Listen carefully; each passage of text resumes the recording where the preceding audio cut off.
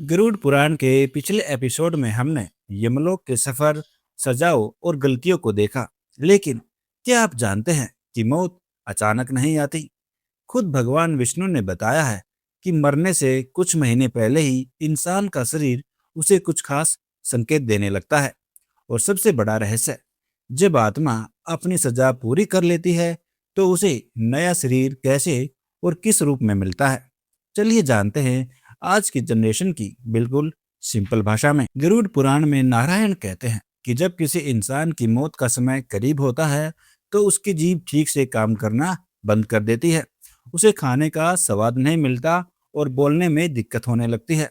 दूसरा सबसे अजीब संकेत, उस इंसान को आईने में, पानी में या तेल में अपनी खुद की परछाई दिखाई देना बंद हो जाती है या फिर विकृत दिखने लगती है। यही नहीं, उसे दिन में भी आसमान में चंद्रमा और तारे टूटे हुए या कटे हुए दिखाई देने लगते हैं। यह इस बात का सबूत है कि अब उस आत्मा का इस शरीर में समय पूरा हो चुका है। अब आते हैं सबसे बड़े रहस्य पर। जब कोई आत्मा नरक की सजाएं काट लेती है या अपने अच्छे कर्मों का फल भोग लेती है तो उसे दोबारा पृथ्वी पर भेजा जाता है। लेकिन यह नया शरीर मिलता कैसे है? गरुड़ पुराण के अनुसार आत्मा सीधे किसी घर में प्रवेश नहीं करती। पहले वह बारिश की बूंदों, अन्न, जल के जरिए पिता के शरीर में प्रवेश करती है।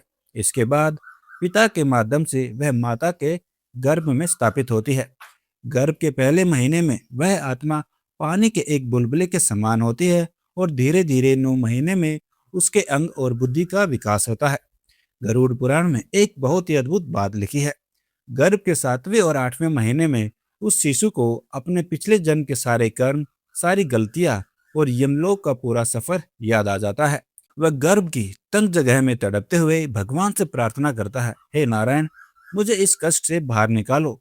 इस बार जब मैं धरती पर जाऊंगा तो कोई बुरा काम नहीं करूंगा, सिर्फ सही रास्ते पर चलूंगा। लेकिन जानते हैं ट्विस्ट क्या है?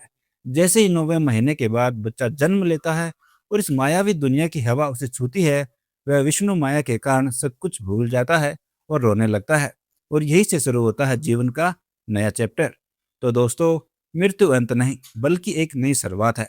हमारा यह शरीर सिर्फ एक कपड़े की तरह है जिसे आत्मा बदलती रहती है। गरुड़ पुराण का यह महाज्ञान हमें सिखाता है कि हर जन्म में हमें अपनी गलतियों को सुधारने और अच्छे कर्म करने का एक और मौका मिलता है। गरुड़ पुराण के इस रहस्यमय सफर का यह एपिसोड आपको कैसा लगा? क्या आपने कभी ऐसे संकेतों के बारे में सुना था? कमेंट में अपनी राय जरूर दें। वीडियो को लाइक और शेयर करें और ऐसी ही और गहरी कहानियों के लिए हमारे चैनल को अभी सब्सक्राइब करें। तब तक के लिए जय श्री हरि।